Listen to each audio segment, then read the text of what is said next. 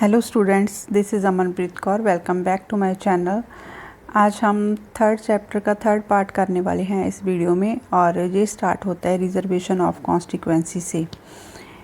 We have noted that in the FTPT election system the candidate who secure the highest vote in the particular constituency is declared elected। तो हमने last video में ये पढ़ा था कि जो candidate majority votes को gain करेगा वही विनर डिक्लेयर किया जाएगा। और ये इसकी डिसएडवांटेज ये भी है कि हमारा इंडिया है जो उसमें बहुत सारे स्मॉलर सोशल ग्रुप्स हैं, कास्ट के बेस पर, लैंग्वेज के बेस पर, रीजन के बेस पर, तो काफ़ी सोशल ग्रुप्स हैं। तो जब मेजॉरिटी बेस पर वोटिंग के रिज़ल्ट बनाए जाते हैं तो ये एक डिसएडवांटेज हो जाता है उन स्मॉल सोशल ग्रुप्स को जिनकी पॉपुलेशन कम है और वो मेजॉरिटी गेन नहीं कर पाते उसके साथ जो रिलेटेड कैंडिडेट्स हैं।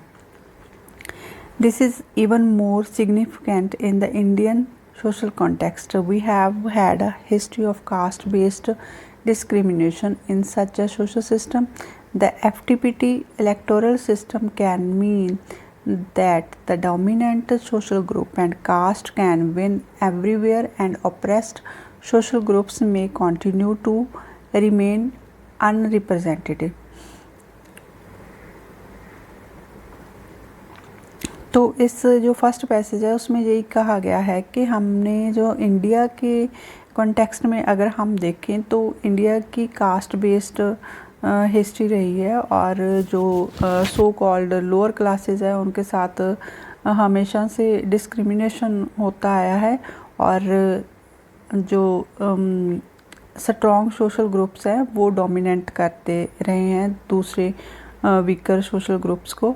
तो इसके चलते ही वो अनरिप्रेजेंटेड रह जाते हैं, मींस के उनको जो रूलिंग पावर है उसमें से शेयर नहीं मिलता है।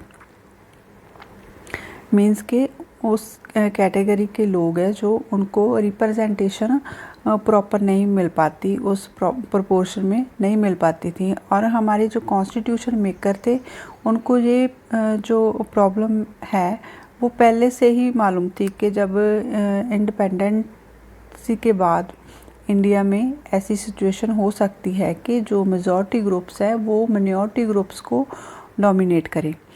तो इसी के लिए उन्होंने रिजर्वेशन की प्रोविज़न रखी है हमारे कॉन्स्टिट्यूशन में।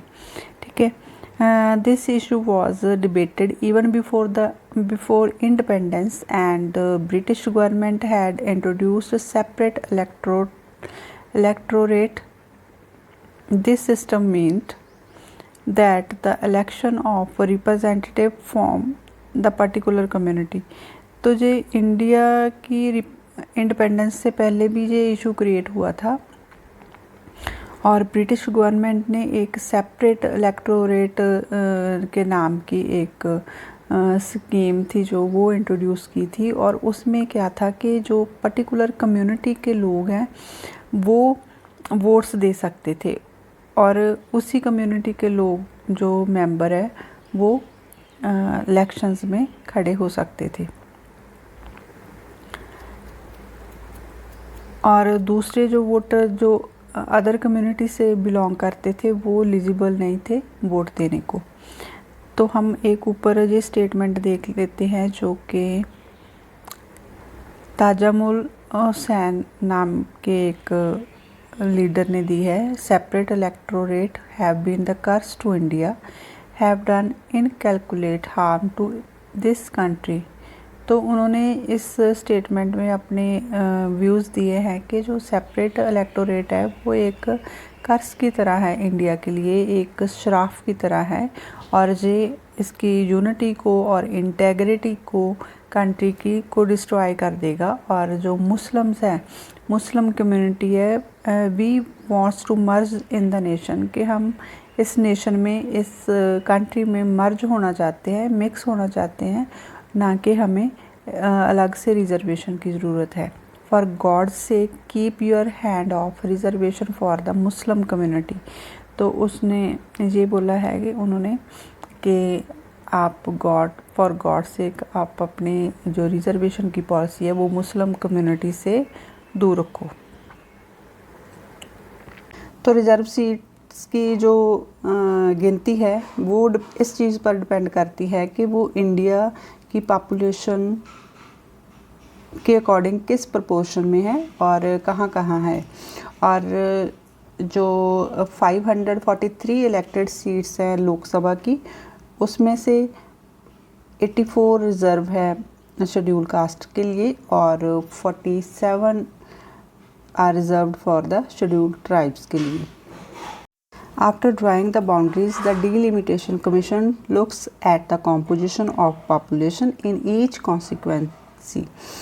Those constituencies that have the highest proportion of scheduled tribe population are reserved for ST. In case of scheduled castes, the Delimitation Commission looks at two things. तो अगर शेड्यूल्ड ट्राइब्स की population किसी area में ज़्यादा है तो वो seat ST के लिए, शेड्यूल्ड ट्राइब के लिए रिज़र्व कर दी जाती है। अगर किसी एरिया में शेड्यूल कास्ट जो कम्युनिटी है उनकी पॉपुलेशन ज़्यादा है तो डिलिमिटेशन कमीशन दो चीज़ें देखता है। It pick the constituencies that have higher proportion of schedule caste population. उसके द्वारा ये देखा जाता है कि किस एरिया में ये पॉपुलेशन ज़्यादा है, किस ज़्यादा प्रोपोर्शन में है। But it also spread these constituencies in different region of the state। तो ये भी होता है कि हर एक कॉन्स्टिट्यूंसी में अलग अलग रीजन में, अलग अलग एरिया में, स्टेट में ये पॉपुलेशन स्प्रेड हुई होती है कि ऐसा नहीं है कि एक स्पेसिफिक एरिया में ही ये पॉपुलेशन है। तो कई बार सारे स्टेट के एरिया में ये पॉपुलेशन शेड्यूल कास्ट की स्प्रेड होती है। This is done because the scheduled caste population is generally spread evenly through out the country. These reserve constituencies can rotated each time the delimitation exercise is taken. तो हम देखते हैं कि India में ये पॉपुलेशन जो शेड्यूल्ड कास्ट पॉपुलेशन है वो ऑल ओवर द कंट्री है, स्प्रेड हुई है। और ये डिलिमिटेशन कमीशन क्या करता है कि वो रोटेट कर देता है, मींस के हर एक टाइम रोटेशन हो जाती है रिज़र्व सीट्स की।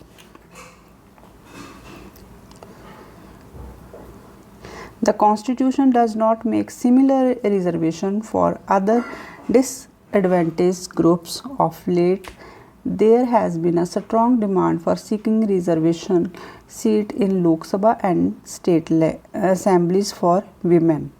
तो ये हम सबको पता है कि विमेन के लिए रिजर्वेशन की जो डिमांड है बड़े टाइम से चली आ रही है और इस डिमांड के अकॉर्डिंग लोकसभा और स्टेट असेंबलीज़ में विमेन को 50% रिजर्वेशन देने की बात की गई है।